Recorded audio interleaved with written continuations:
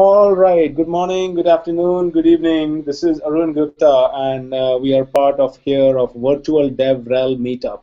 Virtual DevRel Meetup is all about people in the DevRel community. Whether you are a community manager, technology evangelist, developer advocate, developer evangelist, if you want to make your users effective, if you want to talk to developers and help them be effective and a powerful user of your products, APIs, products, technologies, platform, pick whatever, this meetup is for you.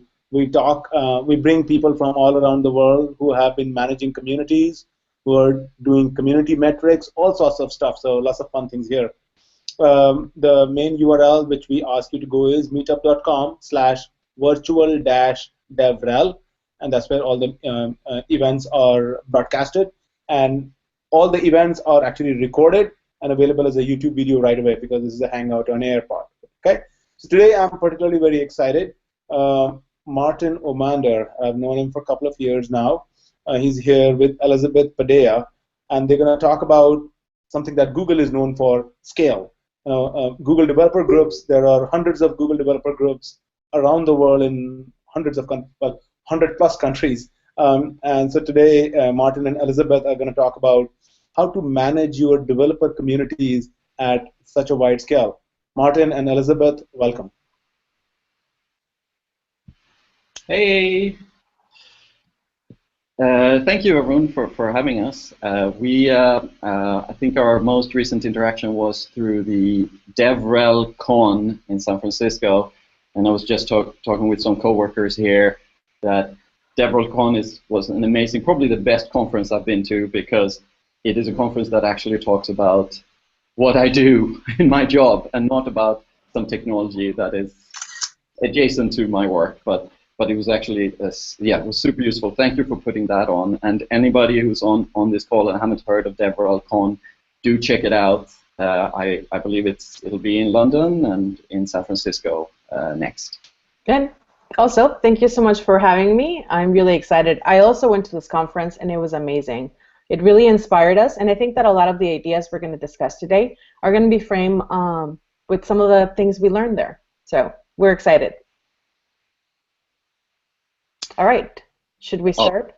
Yeah, let's do it. Let me just... I think we should tell them a little bit of logistics here so they know what to expect. Martin and I are in different offices. So this is going to be an interesting experience co-presenting. He is going to be showing some slides. There we go. All right. And, we're just going to have a conversation over them. So don't worry, you're going to see our faces again. Yeah. So as you know, the talk is about managing developer communities at scale, and it's a lot about surfacing leaders. We'll go into that in a bit. But first, this is us. Liz. Yes. So why am I here? Martin and I worked together for 2 years developing communities in North America. We are known as #Marbeth. You can look us up on Twitter. And we work really closely in creating this model that we're going to be covering today. Yeah. We work closely with North America developer communities. And Google works with developer communities all over the world, of course. But what Liz and I worked on together for the past 2 years, especially it was the North America piece of that. Yes. So what are these communities, Liz?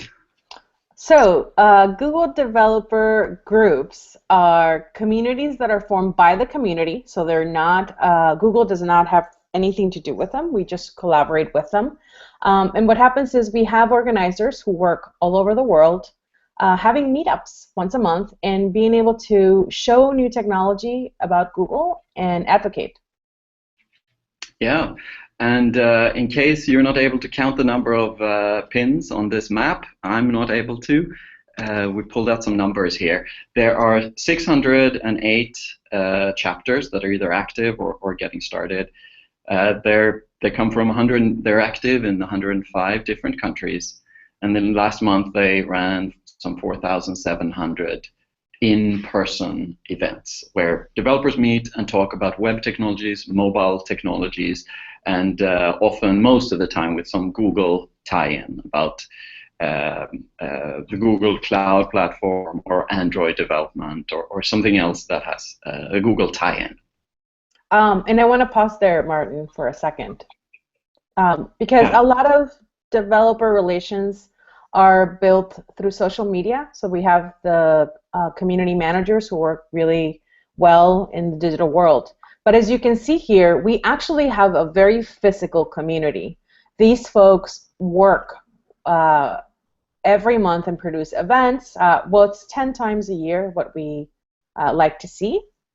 And so we have a very different type of community, and scaling this type of project is a little different than just the social media. So I want you to keep that in mind as we go through this presentation. Yeah, what a good point, Liz, because a lot of the stuff that, I mean, we've been looking, Liz and I, at materials out there on the web about how to manage communities, and a lot about it is how to manage online communities. But we believe there's something magic about people meeting in person, and that's what we're going to dig into today. Yeah. Next, we have the GDEs. Yay! Martin. Yeah, so the GDEs, these are Google Developer Experts. So these are folks who are really good at one particular technology. Like you see here, Mani Dorsmani, he's expert in Google App Engine, Bigtable, and Google Prediction API, and so on. And these are folks who are doing great work in the community. They're speaking at events, and we are endorsing them and giving them this Google Developer Expert stamp of approval after they've gone through interviews, so that they can be even more effective in spreading the word. Yes. We really like working with Google Developer Experts because they really help us scale. Whenever there's not a Googler available to give a talk, you know, we have many GDEs who are able to cover that territory. Again, we have a very physical community, which is really great. And these folks become really quintessential and pivotal in our strategy. Exactly. There's only so many of Liz or I to go to various events. But these guys, there are some, what was it we checked? 457 of them right now spread out, sprinkled throughout the world. That's correct. Ding, ding, ding. Model we're going to talk about today. Yes. This is our model right here. And don't worry, we're going to go over every component because I know it's a little bit intimidating. But this is really what we do and how we see and create strategy here. As you can see, we have 3 tiers, the one, the few, and the many. And then we have the like a little org chart, DevRel, mentors, company organizers, and developers. So I think we should dive into the first one, Martin. Click. Yeah, and I like this because when Liz suggested this graph as we were preparing for this talk, developer relations is at the top of the structure. So of course we got to go with that.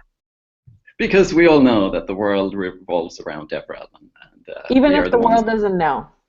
It's That's right. All right. So yeah, so you see there on the side, we have one, two, a few, and many. So the way we think about the world is that we are the one, well, except Liz and I, we're actually 2 here, but we are the very, very few here who are making all of this happen. So that means that Liz and I, for example, cannot go to all of these events. We have to find ways to scale. Yeah. And click. Click. There we go. There we go. And so here we have the few, right? These are the folks that are going to be talking to the many. We see them as the GDEs, as we were talking about. These experts are able to go and speak in conferences and really reach a wider audience that we would be not able to do. So they become really important. Also, the few is the company, right? Our company, in Google we have a department, so they give us the budget and we are able to work with them to help us create impact. So we see them as part of the few. Exactly. And then the folks we are doing everything for, the people we actually want to reach at the end of the day, are the many.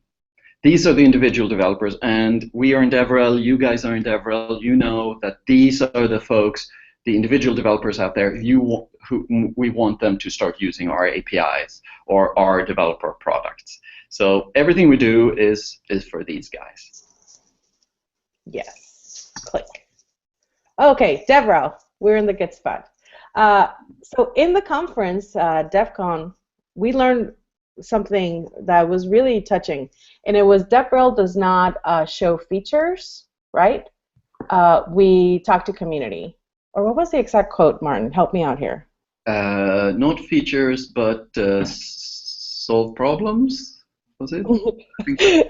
No, it was something about we don't sell features. We talk to community. We build community, right? We share. Oh, we share information with community, and that's the big difference between DevRel and sales. We do something very different, and we're kind of misunderstood, I think, in many companies because they do see us as a sales platform, and that's not what DevRel does. So, what is it that we do, Martin?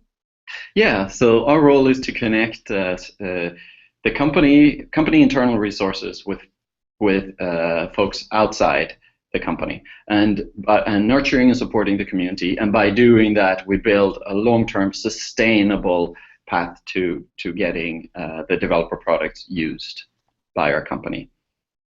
Yeah. So as DevRel, our goal is to be able to get our information like for us, Firebase, Android, Cloud, our platforms out there, and for the developers to start using them and creating things with them. So it's not just about buying, but it's really about adopting and building on it. Exactly. And then there are millions of people using Google APIs, and even if you're working in DevRel in a smaller company, you may have tens of thousands or thousands of developers using your APIs or your developer products, which is, in most cases, it's just too many developers out there for us as DevRel people to talk to them individually. So I'm going to take you back in time, if you can click back, Martin, so they can understand. Yeah. So when Martin and I started working, we were doing a lot of DevRel talk, trying to talk to the actual developers, the many, and the organizers. And it just wasn't scaling. It was very hard to be able to cover so many needs and so many questions. So one of the things that we had to sit down as a team and figure out was, who are we talking to and how do we empower them? And so we figured out that we needed to have a tier called the few and really give them power and really give them the agency to help us talk to the many. So that was a problem we had to solve, and this is how we arrived to the next tier. And now click. Exactly. So we can't talk directly to the many, so we need this layer of the few, the light blue thing here, light blue layer here. And at the top of this layer, we put in place the structure or people we call mentors. So these are organizers of Google developer groups who've done this for a while, and they're pretty good at it. They've run a Google developer group for maybe 2 or 3 years. Or we have the experts who are using these Google products and they're blogging about it, they're speaking at conferences about it. So these are excellent spokespeople and supporters for us. Definitely. So we identified that the leaders in the community, these folks were already working really hard, they were already coaching, they were already kind of doing more than the rest of the organizers, and we just gave them the visibility and power. Now, as you can see there in the second bullet point, it says work to create work. Before you go out there and you start finding your leaders and start giving them, saying, go and take care of the community, just remember this. It's a lot of work to create work. Before you talk to anybody, make sure that you have a list of the things that you need to get done by the group of leaders that you're trying to assign.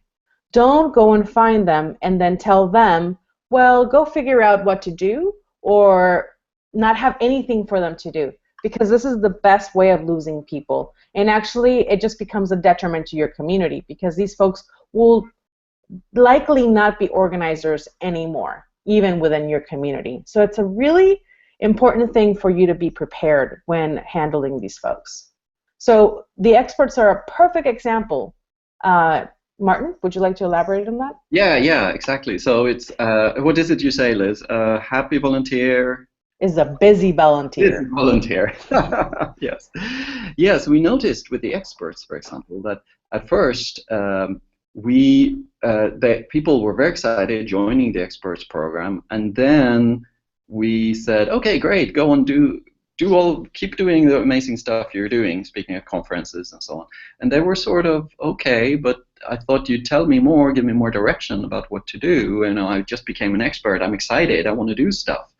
So we put structures in place to give more guidance to these experts, what they can do once they join, and have a buddy system and things like that, so that they can become productive as volunteers very quickly. Because just remember that as a volunteer, they want to have impact. They want to really cause change. Mm-hmm. And so even if you are putting them to do a very administrative menial task, and if you're able to explain to them, this is why this is so helpful, this is giving me an opening space for me to do these other things, they are very excited. So just make sure to give them tasks and tell them why those are impactful within your own work and for the community. And these are really inspirational things for them. Yeah, and also try to delegate everything we can to these mentors. And this is something that, frankly, I'm still working on, and Liz keeps reminding me that I need to do more of this. But, for example, when we run a big campaign, and we'll talk about campaigns in a minute, we have a budget for that. So what we do is, instead of just assign that budget to different chapters, we invite the mentors to help us assign that budget, and they come up with great ideas on how to do it and how to activate the community and make sure the budget is put to the most use. And the same thing with any decision we make, we involve these mentors. So we meet often with them, which we can because there aren't that many of them. We wouldn't be able to meet with all the organizers or all the developers all the time, but we can meet with the mentors often. Yeah, so do you want to give them an example of how it's worked really well? So we have, we've seen with budget, actually, I think is one case where we just tell them that, look, we have this much money budget for this campaign, and how should we divide it? Or we have tickets to Google events. Most organizers will, or not all organizers will get them, but the mentors, they know the individual organizers of chapters, and they can tell us who should get invitations and what would give the most impact. And one more thing that it's really important for us to mention. Once we had this mentor program in place, we were able to cut like one full-time person just doing basic communications. They were really excellent at helping us answer questions about logistics, really, with the many organizers, because we have over 232. So if you were having an event or a sponsorship, we were getting the same question via email, and so it was just really hard for us to get back to them on a timely fashion, and also just be able to get anything organized. So these folks really became very important for us in terms of communication.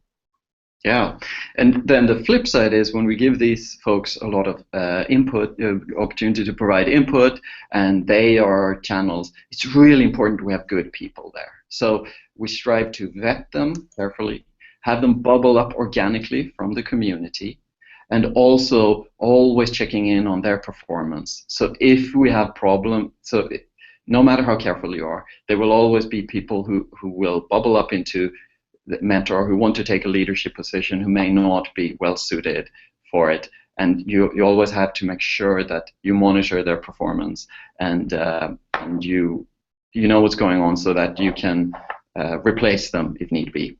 Also, as we heard at DevRelCon, right? As DevRel, we are tending this garden, and we water it, and we make sure all the plants are good, but sometimes you need to take out some weeds as well. That's part of normal gardening. Yes. All right. Company. This is important, right? Yeah. So one of the things that we learned in DevCon was that, as DevRel, and we mentioned this earlier, we're seen as sell sometimes, and that's not the way that's not DevRel. We do not sell features, and so in a way, sometimes we have to sell our own work to our company, and we have to educate them and let them know exactly what it is we do, and also what that means to them. So what is the impact of having, for example, mentors and organizers and meetups, and how they can start seeing themselves working with these teams directly. As you can see there's a middle line. The goal is for the company to say, wow, the value is so high that we actually want to start strategizing events or features or things with these groups that are already there. Yeah, and these folks are the people who hold the purse strings. So it's important for us as DevRel, for you as DevRel, to keep them happy, of course. And the way to do that is when you run campaigns, when they put budget up for specific initiatives, what we found is really useful to always come back with a report, an easy to read report with not a lot of text, but a lot of pictures that shows what happened. The folks who provide the budget can take it in at a glance, and it's also a useful reminder for you personally when it comes to performance evaluations and such. If you have a bunch of reports on an internal website somewhere and you can just point to, this is what DevRel has done, or alternatively, this is what I have done, it really helps. Yeah, I mean, a little tip that I heard from a Googler was that 50% of your job should be doing the job and 50% should be reporting it. So reporting is really important in creating value. Yeah. Next, we have the organizers. So here are in North America, we have some 70 to 80 active Google developer groups. There are multiple organizers in most groups. So we have something like 230 individuals who are running these chapters. Again, it's too many to talk with them individually, so we talk through the mentors to them. And the way to activate them, we found one way that's really effective is to run campaigns. Like this quarter, we are going to do Android study jams, for example. Here's how you can teach your attendees to go from zero, not knowing Android, to be able to write an Android app. And everybody runs the same campaign, and by doing that, you get consolidated numbers that you can put into one of those reports and then show internally in your company. Yeah, I want to take a moment here of pause. So I work with volunteers in different forms and ways for years, close to 7 years now. And one of the natural instincts you have with somebody who's new working with communities is to not give too much direction because they feel that the volunteers are going to get scared, or in this case, the community contributors or organizers. But what we discovered over and over again is that, in fact, just like the mentors, the organizers were saying, can you please give us more direction? What are the kind of things you want us to talk about? What are the products that are going to be coming out that are really cool for us to have in our meetups? Can we work together in that way? And so, again, trying to organize to 108 chapters, I think there's in North America, would be really challenging for us to give them a different agenda or try to have a one-on-one conversation with them every month. So what we arrived to was we were going to give a guidance of campaigns. These are quarterly. These are aligned with the products that DevRel and Google is really excited about. And we provide a lot of information. Like we provide sometimes code labs, or we provide a list of speakers that can go and talk in different regions. And so with that kind of big, high picture model, we're able to really cover a lot more, and organizers feel really great about having that direction and also feeling part of a community that is impacting something and that Google is really happy about. But it's really their choice. A lot of folks don't care. They just want to do web, and that's cool too. But for those folks who want to be part of the beehive, the campaigns are really, really useful.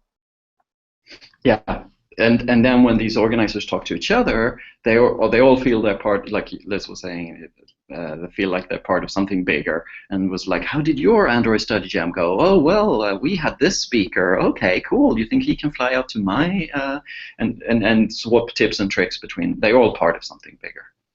Yeah, and also notice that we put them in the few, because really the few are those folks who are talking to the many. And they are tiered. So the mentors are people we speak more often, because there's only 12, right, Martin?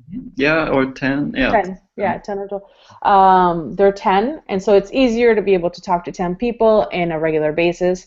They speak to the organizers, and then the organizers have their events and their meetups, the different things that they do, and those folks talk to the developers.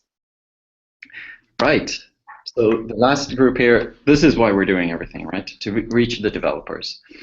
What we found here is that organizers, they often know best what needs to be done. But the thing that we find most useful with I guess the talking point here, the thing to remember here, is that developers have certain interests. They want to build a mobile game, for example, or they're really into machine learning because that's hot and they want to know more about it. So there are all these interests out there among individual developers. And then on the other side, you have the company that is maybe not pushing machine learning this quarter, but the next quarter. Or you have a specific push from the Android team that quarter, or from a web team or cloud team, what have you. So you have to sort of marry that. It's our job as DevRel to make sure that marry that interest from external developers with your company's goals and create campaigns that address both sides. Definitely. Well put. Yeah, and I think a time check, we have about 2 minutes left, which I think is perfect. So going on to some tips here, like we said, it's a lot of work to create work. Find the people who are already doing the work on their own and give them visibility. Right, and yeah, happy volunteers are busy volunteers, so make sure you give clear descriptions about what they should do. And then step away and let them take care of it. Are you listening, Martin? That is true empowerment. That is true. Can I hear an affirmative? Affirmative. Great. And if you only remember one thing of this talk, it should be this.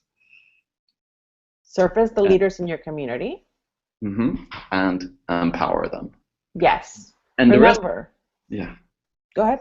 Yeah, and the rest of the talk was basically the details about how to do this right. But this is what you need to do. Use the tips and tricks we've talked about before, and you'll be able to do it correctly, and it will be helpful. And I think that if you're able to identify really clearly who are your few and who are your many, then start really looking at the way you're investing time and make sure that you're investing on the folks who are the few so they can focus on the many. Right. And that's it for us. We're open for questions. Awesome. This is very good, Martin and Liz. This was really, really helpful. And I've been part of many communities over years now. I've been doing DevRel for 10 plus years. And I'm part of several community programs like Champions and Experts and stuff like that.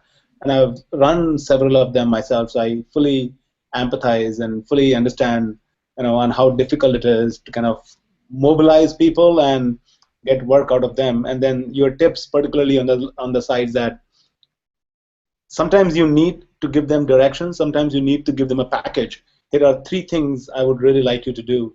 Pick any one, for example. And sometimes, there are those passionate champions. Is it not? Hey, I know exactly what needs to be done, and here are 3 things I want from you. So, and the relationship is both ways in that sense. But I would tend to agree more with Liz that most of the time they need direction.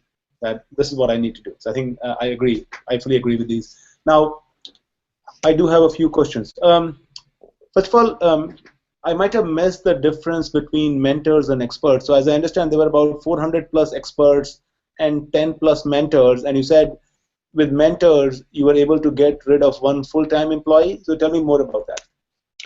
So we didn't get rid of, it just didn't exist. It was just Martin and I working full-time both, trying to respond to questions such as like, when was the deadline again for that sponsorship? And you're like, is this the best way that we can be utilizing our time, right? And this is when I looked at Martin and I said, Martin, we need folks to be the leaders of these folks and to help us with these questions. And he was like, okay, let's try that.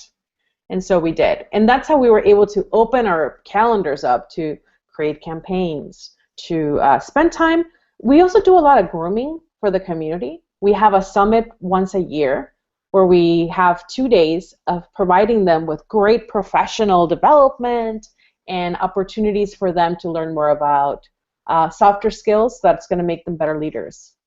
So that's how we kind of open that space. So these mentors are not Google employees, they are people in the community who are helping you answer questions like, when is the CFP ending? What kind of content should I submit? How much money should we give? And those kind of questions, basically, right? Yeah, and even how do I find sponsors? Right. Do you have tips about that? Can you connect me to other chapters that are close by that we can work and cross-collaborate? Now, that's something we didn't anticipate, to be frank with you, but it's been amazing. Martin, you want to talk about that? Yeah, exactly. We see that when there are mentors, then these mentors end up traveling to events. They end up connecting chapters that are close to each other, so they swap speakers. The mentors sort of become the glue that hold all these chapters together, where they before were in silos. Right. Another thing we noticed with mentors that we hadn't thought of at first was when a volunteer has been running a developer community for 3 or 4 years, they may be sort of worn down and burnt out and want to leave. But that's just the point when they're getting really good at being a volunteer. So this becomes a sort of next step in the volunteer career for a mentor. Right. So they have a sort of a growth path even as a volunteer. And I think the reason I see a need of a mentor role now that you've explained it, that with that scale, it's important to have that sort of intermediate layer in between. Otherwise, 600 groups kind of reaching out to you directly could be definitely overwhelming. You will need, like, I'm surprised you guys are able to manage without a resource. We just work 24/7. Yeah. No, I hear you. I completely hear you. And as a community DevRel people, we are 24/7 anyway. Doesn't matter which time zone you are in. Yeah. So one of the questions that I saw on Twitter, and I had that question myself as well. The question exactly, well, let's see, who is the question from? I want to give credit to the person who asked the question. Carlo? This is Carlo, yeah. So, and that's the exact question I had myself also. You talked about Google developer experts, and I've seen several community programs where they have champions, experts, whatever, you pick a name. Now, for the GDEs particularly, in that context, for GDEs, do you have one level? Do you have different levels of GDEs? You talked about reports. Do you do, say, sort of their annual appraisal? If a GDE is not meeting a certain criteria, what does that criteria look like? If they don't meet that process, what does the weeding process look like? And what is the reaction to the community? Oh, I was a GDE last year, but not this year, because MVP has that concept. So I want to understand how that whole thing works. What an excellent question. Thank you, Carlo, for asking it on Twitter. For the rest of you, #DevRel, send us more questions. I think that with any volunteer, first of all, you have to have the 3 R's, right? Recruitment, retainment, re-energizing. And part of that is being able to provide a value to them. And that's the reward. Now, we don't give any monetarily reward because that would be an employee. They're volunteers. What we do is we know that Google developer experts, for example, they love to go to conferences, have visibility, and talk. So when we can, we try to provide sponsorship for that travel. We also keep them connected to the hottest conferences. We give them opportunities to come in for the GDEs, come and mentor startups, for example, at Google in our incubator program. So we create a very rich environment for them to be able to do the stuff they love and also get the recognition. Now, in terms of tracking their activities, They certainly report what are the things that they're doing, because we want to make sure that we are providing a rich environment for folks who are taking advantage of it. If you're not, you, of course, I think, what is it, a term of a year or two, Martin? A year, yep. A year, then you can step down, and perhaps, you had a family, life happens, and you need to take a moment to just go back and just do what you have to do. There's no shame on it. And how often do you think that happens, though, Martin? Yearly. Excuse me, yearly. And so we just look at how much they've tracked, how many activities they've logged. And if they're really active, then we keep them. Most of them, that happens. If they haven't really logged any activities, either it's because they haven't done much, or it's because they haven't been tracking them. We ask them to then tell us what they've been doing, or we ask them to step out of the program if they haven't. But in general, I think the retention is pretty high, right? That's the yeah. So essentially, each expert is required to log activities. And let's say I'm picking a date. Let's say December. You look at those activities and you say, you know what? You were supposed to do 10 and you did 8. And I'm trying to understand: is it like a hard line? Is it a soft line? And yes. Okay. Here's how it works. We won't send you a report card, but what will happen is I/O is happening every year. Right? And then you have to go and see, like, well, we only have this many tickets, or this is what we can allot. What we're going to do is just going to look at the highest activities and say, like, okay, so this goes to the folks with the most activity. And that's where they kind of see, right? And that's what they're really excited to log in activity for. IOs, the summits, the things that we don't have a lot of stuff, but for the few high performers, we do. Understood. And then you talked about a high retainment rate. What are the number of people? What is sort of the churn rate on a yearly basis for the experts? Can you elaborate on return? Well, churn rate in the sense that, if there are 500 people in the expert program, are 50 people who are let go or they're asked to step down? I'm trying to understand that. Is it 90% people retain? What is the retainment rate? Let's say it this way. I think the churn rate is really low, or the retain rate is really high. I don't have the numbers actually, but most of the time it is that Bob, the expert, hasn't told us about any activities. We think he hasn't done any. We reach out to Bob and say, hey Bob, haven't you been doing anything? And he's like, oh yeah, sorry, I didn't log any of the activities. And then we remind him and he does it. That's what happened most of the time. Right. Because even a really high bar on letting people into the program. It's their interviews and such. That's a great point, Martin. That's an excellent point. These folks have to go through full interviews, basically, for knowledge and whatnot. So they tend to stay. And then even in terms of community experts, for example, each person has a different skill. They could be very good at blogging, they could be very good at video casting, they could be very good at sending pull requests, for that sake. So, do you require them to contribute in different activities, or is it okay if they shine in one activity? It's okay if they shine in one activity. We want them to be happy doing what they love to do. Cool. And we're also putting together now, actually launching an ambassador program, we call it, where certain experts step up and become the official person to welcome new experts into the program, for example.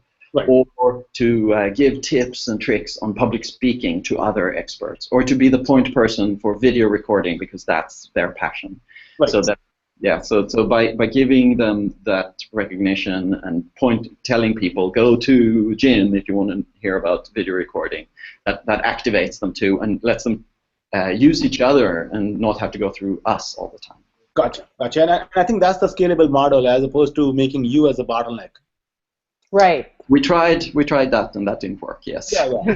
The key is to outsource yourself. Oh, yeah. Well, if you outsource yourself, then you can do other fun things. That's how I think. Yeah. And just one more thing for the folks out there.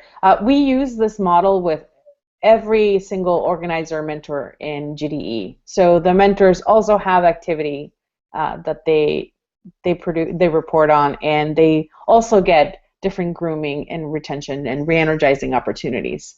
And the same thing with the organizers. It's just, this is what you should always be doing with community. RRR, retention, recruitment, Yeah, but re-energizing. if you keep the model consistent, then there is no confusion actually. So I agree. I agree in that part. Yeah.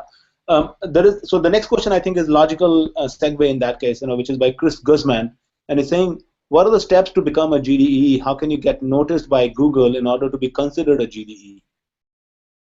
Yeah, so it is an informal process. It's not an open public sign-up process, but the most of the folks we see are, we notice people who are very influential in the Android community, the web community, the cloud community, very active on Stack Overflow, very active on a blog, they might have written a book, or they just come and are really active in these Google Developer Group events. And then, or I know somebody who knows somebody who says that, Sheila would be great, and then we have a cup of coffee and talk about it, so she knows what the program is, and then she can apply. So it's people getting recommended by other experts or by Googlers. Gotcha. Okay, and I believe they can Google the term Google Developer Expert, and they'll find all the details on the website. Yeah. Yep, that's right. Cool. Or they can go to developers.google.com and find all our stuff. Right. Perfect. Okay. A couple of more questions. You talked about campaigns now, which you run quarterly with the different organizers. What is your typical participation rate in these campaigns? We now have 10K, right? Pardon, Liz? 10K? Yeah, so right. So we reach 10,000 people per quarter in North America with the regular events. But let's see, the participation rate for campaigns. I'm thinking. So the Android Study Jam, for example, I think it was a little. I think it was just under 50% of chapters. Mm-hmm. Because, for example, when we run a campaign that's Android specific like that, then we have. Then we have some chapters in North America are really into Android, and they're run by people who are passionate for Android. So they will, of course, run the Android one. Then there might be a cloud campaign, and they might not be into that or have the expertise or the passion to run it. And also, a colleague is pinging me and saying that it's also quite different per region. So what I'm mentioning here is what we've seen in North America. Yes. Excellent. Yeah, no, I think that's still pretty high, honestly. In terms of the campaign participation rate, that's pretty high. That's very good, actually. So, and of course, the brand name itself, people really look forward to participate in that sense. In terms of the scalable content, I always think in terms of online content first. So I'm trying to understand where does that fit, as this is more about the communities, but how much emphasis you give on online versus in-person content. So I think we're definitely in the role that we have focus on in-person contact, right? We want folks touching, playing, and creating apps, and there are people who are a full department of social media and DevRel who create video content and then create, social media stuff. Now, that said, this is what we found. Here's an interesting intersection. The live hangouts, Martin? Oh yeah. So we try to do in-person stuff, but one scalable way we've seen to marry online and offline is to have a live hangout. So we pull in the product folks. For example, we had recently one with Firebase. So Firebase, new version of Firebase came out. We pulled in the founders and lead engineer from Firebase. We had a live video hangout where people could create viewing parties out in the communities and then submit questions to live, right? And they were answered live on camera. Right. I mean, there are 7+ billion people. If we calculate the number of developers, let's say 1 billion is pretty high, but I would say maybe let's say 10% of those. Let's say 700 million people. and then out of which, we are looking at, well, I don't know, 10% is far too number. I would say let's talk about, say, 20 million developers that you want to reach out to, and they're spread all across the world. So really, online is the emphasis that is very critical. And in several parts of the world, when you're growing the communities, online may be an issue. Getting that video streaming may be an issue. And that's actually the next question on the Twitter stream that I'm seeing here which is by Sohan. He says, do you have any tips on growing fledgling dev communities? Yeah, and just mention real quick on the online piece, there's also, you're seeing a function of Google being a large company, which means that Liz and I focused on in-person, these sort of events, and then there's another team that is focused more on the scalable, getting Udacity training out there online only. So that's why you're hearing us emphasize. One of the reasons you're hearing us emphasize. Okay. And there are, all the pieces are equally important, because as Liz said earlier, I'm more of a touch and feel and a look in the eyes kind of a person, and that builds that stronger, longer-term relationship. So I agree on that completely. So yeah. Now, any tips on growing fledgling dev communities? This is a question by Sohan. I've seen, so we see a high infant mortality rate with new chapters, right? So a new chapter is started in Portland, or something like that. What's that, Liz? Portland. We've left three in Portland. Yeah, that's right. So people are excited. They want to run a community. They haven't done it before. They start one. They run 0 meetings and then disappear, or they run 1 meeting and then disappear.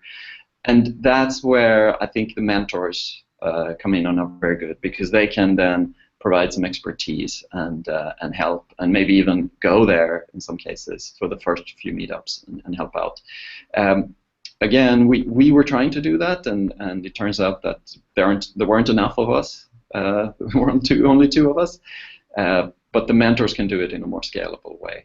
And this is what I would say to the folks who are growing fledgling communities, is that when you are creating something from scratch, you need higher touch, which means that you actually have to develop a relationship with these folks, and not just one through connecting them through the system, but really building a relationship. And one of the things that when we have an area where we need more representation, we start looking at leadership there and seeing if we can work with them to find the folks and build those relationships, and then hopefully from there have something take, right? Right. No, I think those are wonderful tips, actually. Now, seems like Chris Guzman is really keen on becoming a Google developer expert. So that's my last question today. How would you approach Google to be considered to become a GDE? He would email me. I think that's the easiest, the way to start. Yeah, and then we'll have coffee and we'll talk some more about the program, and yeah, and you can probably click me on Meetup and get in touch with me that way. I think that will work. Yeah. So what I'll do is, your information is on the Meetup link anyway. So that's the way to reach out to Martin, or otherwise we've been tweeting, their handles pretty heavily. So that could be another way, if you want to reach out to Martin or Elizabeth in that sense. Yeah, please reach out to us on Twitter and keep sending questions. We love it. And thank you so much for having us. This has been so much fun. Oh yeah. You know what? I mean, I think that's the reason I kind of got into DevRelCon. That everybody talks about the technology. Nobody talks about the issues that are related to DevRel. Every talk at DevRelCon, every meetup that I've done as part of this virtual DevRel, and this is the 6th one, and I have a few more lined up already, but every DevRel meetup I've done is like, yeah, I get it. I connect with it. Yeah, that's exactly the problem that I've been facing. Oh, this is how I solve it. So it's a very surreal experience in that sense. So absolutely. Yeah. Exactly. It was such a great conference. I can't wait to go next year. We will do this next year. We have started talks about it, but we'll do DevRelCon again next year. But yeah, I mean, I think you guys definitely have a lot of input that you can provide over there, so we'll keep you involved. And Neela is anyway, of course, my partner in crime in several activities. Yeah. So, in anyway, so yeah. Martin and Elizabeth, thank you very much. This was actually wonderful. I'm really excited we made this happen. I'm looking forward to many more with you now. Thank you so much. Thank you for having us. Thank you for Bye. watching, All right. everybody. Thanks. Bye. Bye.